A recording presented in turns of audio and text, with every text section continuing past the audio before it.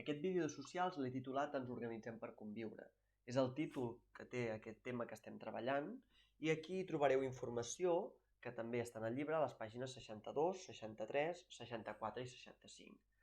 Aquest vídeo us pot ajudar a l'hora de realitzar els exercicis que us proposo i sobretot l'activitat que també trobareu penjada, l'activitat relativa a socials. Primer de tot, fixem-nos en aquest mapa que hi teniu aquí, és un mapa de Catalunya. A Espanya hi ha diferents comunitats autònomes i una d'aquestes comunitats autònomes és Catalunya. Catalunya, a la vegada, està dividida en comarques, que són aquests trossos de diferents colors que veieu, sí? I cadascuna d'aquestes comarques té un nom. Diu aquí que Catalunya és una comunitat autònoma que està organitzada en més de 900 municipis, 900 pobles i ciutats i 42 comarques. A més, un apunt interessant, el 2015, és a dir, fa 5 anys, es va introduir una nova comarca, que és el Moianès. Aquesta comarca no apareix en aquest mapa perquè és una mica més antic, però el Moianès estaria aproximadament pel centre de Catalunya. A cada comarca hi ha uns municipis i hi ha una capital, hi ha uns pobles, unes ciutats. Fixeu-vos aquí, per exemple, en aquestes imatges. Podem estar parlant de ciutats molt grans, com és el cas de Barcelona, sí, amb molts habitants, o podem parlar de pobles molt petits. Doncs en cada comarca hi ha diferents municipis i una capital. Un d'aquests pobles o ciutats és la capital, que acostuma a ser la localitat principal. La localitat principal o el lloc on viu més gent o el lloc on hi ha més serveis municipals. Fixeu-vos, per exemple, en això que veureu ara aquí. Mireu, aquesta imatge representa la comarca on nosaltres estem, que és la comarca del Baix Llobregat. La comarca del Baix Llobregat és aquesta que tenim en blanc i al voltant tenim altres comarques, el Barcelonès, el Garraf, l'Alt Penedès, etc. Dintre del Baix Llobregat hi ha diferents municipis. Si us hi fixeu veureu Sant Feliu, Sant Just Desvern, Esplugues, Cornellà, Sant Joan Despí, etc. Doncs en la comarca del Baix Llobregat, la capital, per dir-ho així entre cometes, la ciutat principal, és Sant Feliu de Llobregat. És la capital del Baix Llobregat. A més, hi ha 3 grups de comarques. Tota aquesta informació, repeteixo, que també la trobareu a la pàgina 62 en concret. Diu que hi ha 3 grups de comarques. Aquí teniu el mapa on us ho podeu veure millor amb colors. Primer de tot hi ha el grup de les comarques de muntanya. Les comarques de muntanya són les que teniu senyalades en color verd. Les comarques de muntanya són aquestes que estan o bé a prop dels Pirineus o bé a prop dels Prepirineus. Recordeu que els Prepirineus són aquestes serralades que estan abans d'arribar als Pirineus. Després tenim les comarques d'interior, que són les de color groc. Són aquelles comarques que estan a l'interior de Catalunya. I per últim tenim les comarques litorals. Les comarques litorals són les que estan, com diu la paraula, a prop del litoral, a prop de la costa. La majoria d'aquestes comarques estan tocant el mar Mediterrani, tot i que n'hi ha algunes que no hi toquen directament, però estan molt a prop de la costa. Recordeu, a més, que si mirem el mapa, veureu amb quins llocs limita Catalunya. Tenim en el nord França i Andorra, que recordeu que és un altre país. Després hi tenim a l'esquerra i tenim a l'oest la comunitat autònoma d'Aragó. En canvi, a l'est hi tenim el mar Mediterrani. I en el sud, aquí no us hi surt, però en el sud hi tenim una altra comunitat autònoma, que és la comunitat valenciana. Aquesta informació també la trobareu a la pàgina 64 i pàgina 65, i aquí ens diu que Catalunya i Espanya tenen una gran varietat lingüística, la paraula llengua, i cultural, amb diverses tradicions i festes. Aquí en aquest mapa hi veieu les diferents comunitats autònomes. Tenim Catalunya, hi tenim Aragó, tenim la Comunitat de Madrid, Castella-La Manxa, Andalusia, Extremadura, etc. Tant a Catalunya com a Espanya hi ha una gran varietat lingüística i cultural, és a dir, s'hi parlen diferents idiomes i hi ha diferents cultures, diferents festivitats, diferents tradicions. Diu aquí que el català, l'eusquera o basc, el castellà i el gallec són les llengües oficials a Espanya.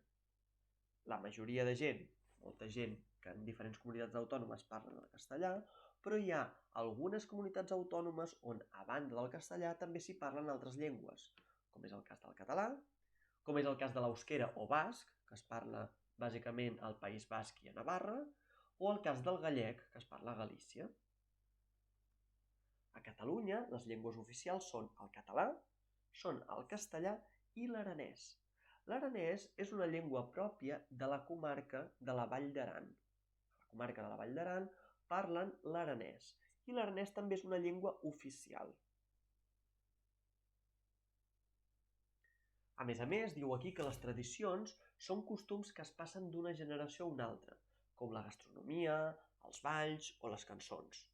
D'això en parlareu també en l'activitat que us proposo i que veureu després tant a la plataforma com a la pàgina web. Diu aquí que hi ha moltes tradicions, tant a Espanya com a Catalunya i en general a tot arreu del món hi ha moltes tradicions. Aquestes tradicions s'han passat d'una generació a l'altra, és a dir, uns avis els hi van explicar als seus fills, els fills als fills, etc. D'acord? Són tradicions que s'han mantingut durant molt de temps, com per exemple la gastronomia, és a dir, els plats típics d'un lloc, o els balls o les cançons típiques. Us poso aquí alguns exemples perquè ho veieu, perquè ho recordeu. Per exemple, pel que fa a la gastronomia, a Catalunya tenim plats en segons quines regions que són típics. Quina imatge tenim aquí? Doncs els calçots. Els calçots són típics de Catalunya, concretament d'una regió, d'una sèrie de comarques, com són el Tarragonès, l'Alt Camp, etc. Potser n'haureu tastat. Però si parlem d'altres comunitats autònomes, doncs, per exemple, aquí tenim el gazpacho manchego. El gazpacho manchego és un plat molt típic de Castella-La Manxa. O tenim, per exemple, el salmorejo. El salmorejo és molt típic a la comunitat autònoma d'Andalusia i concretament a Còrdova, el salmorejo. O, per exemple, els balls. Els balls, sabeu, i a més ho teniu al llibre també, que és considerada el ball tradicional de Catalunya, la sardana, és considerada el ball tradicional de Catalunya, tot i que hi ha altres balls també, com les jotes. En aquest cas, aquí hi tenim un dels balls més típics de Galícia, que és la Munyeira. Per exemple, podem parlar de les jotes. Les jotes són molt comuns, molt tradicionals, a l'Aragó, per exemple. O després tenim el xotis. El xotis és un ball que es fa en parella i que és molt típic, molt tradicional de la Comunitat de Madrid.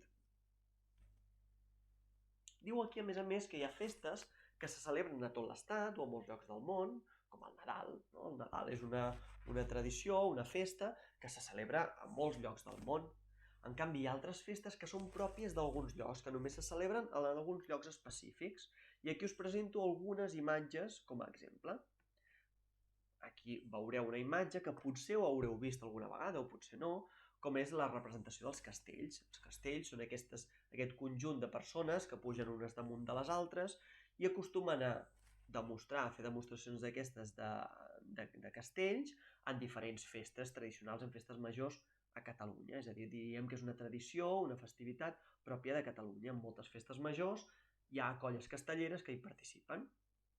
O, per exemple, la Diada de Sant Jordi.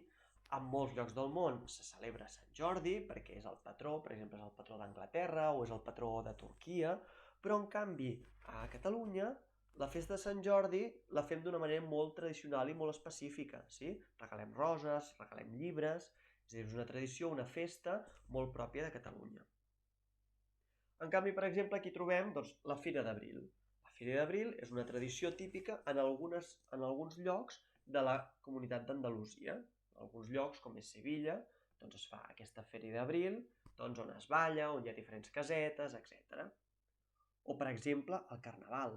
El Carnaval se celebra en molts llocs del món i hi ha moltes maneres de celebrar-lo, però, per exemple, el Carnaval que se celebra a moltes illes Canàries és molt conegut, és molt famós arreu del món. I nosaltres, per exemple, aquí a Catalunya doncs, tenim el Carnaval de Sitges o el Carnaval de Vilanova i la Geltrú, que també són molt famosos i molt coneguts. O, per exemple, tenim les Falles de València. Les Falles de València, no sé si algú hi haurà anat alguna vegada, són aquestes, fan unes grans construccions, diferents agrupacions fan grans construccions amb paper, amb cartró, amb fustes, i les pinten, les decoren i fins i tot hi ha premis, i el dia de Sant Josep les cremen. Per tant, tot això són diferents tradicions que hi ha arreu del món, arreu de l'Estat o arreu de Catalunya. I per últim ens hi diu aquí que amb l'arribada d'immigrants de diferents llocs del món s'han acollit costums i llengües d'altres parts. Sí? Per exemple, doncs, aquí a Catalunya o en diferents llocs de l'Estat hi ha persones d'altres països que han vingut i aquestes persones també han portat les seves tradicions. Per exemple, potser ho haureu vist alguna vegada a la televisió, que quan és la celebració de l'any nou xinès, doncs molts xinesos que viuen aquí ho celebren d'una manera molt particular. Per tant, han agafat aquella festivitat que ells celebraven en el seu país i també l'estan portant aquí, l'estan celebrant aquí. O moltes altres llengües, de gent que parla altres llengües i venen aquí a viure, s'adapten i parlen també la seva llengua, la llengua que ells sabien de petits. Aquestes imatges us poden ajudar a realitzar la tasca que haureu de fer després. Veureu també, tant a la pàgina web com a la plataforma, què és el que heu de fer. Es tracta de que o bé penseu o bé pregunteu a la vostra família o a algú que conegueu alguna festa, alguna tradició, alguna cosa típica, o bé del lloc on viviu, o bé d'un altre lloc de Catalunya, d'un altre lloc de qualsevol altra comunitat autònoma. Podeu preguntar, per exemple, als vostres avis si són d'un altre lloc, doncs quina festivitat o quina festa celebraven o celebren al seu poble o a la seva ciutat, i amb això n'heu de fer un petit treball i explicar-ho. I podeu posar imatges, com he fet jo aquí amb algunes festivitats, i explicar aquella tradició. Pot ser una tradició, pot ser una festa, però també pot ser un plat típic o un ball típic, si algú us explica com es balla un ball típic, sí? O com es fa un plat típic. Algú, per exemple, que té un conegut que viu a Astúries i li vol ensenyar o vol aprendre com es fa la fava asturiana. Doncs en aquest treball ho podreu explicar bé.